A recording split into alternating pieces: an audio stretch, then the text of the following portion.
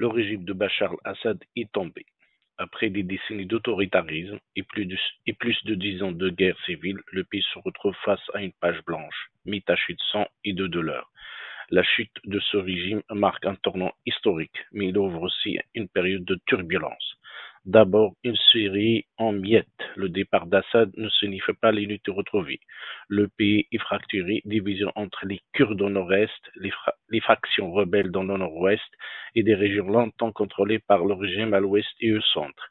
Les infrastructures sont détruites, les villes en ruine et les tensions communautaires n'ont jamais été aussi vives.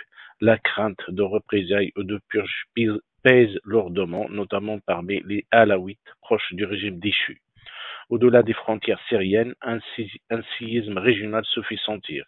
Pour l'Iran, c'est une perte stratégique majeure. La Syrie était son allié indéfectible, un pont vers le Hezbollah libanais, une barrière contre Israël.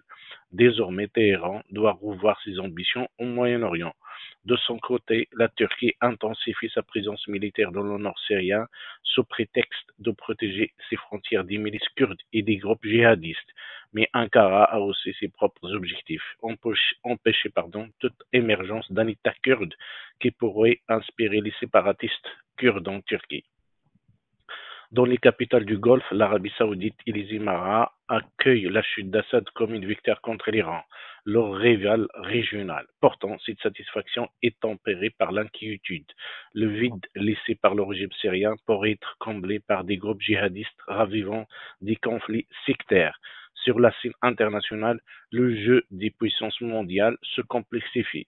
Pour la Russie, la chute d'Assad est un revers cuisant. Moscou a dépensé des milliards en soutien militaire et diplomatique pour maintenir le régime. Cet échec affaiblit sa crédibilité dans la région et pourrait limiter son influence au Moyen-Orient.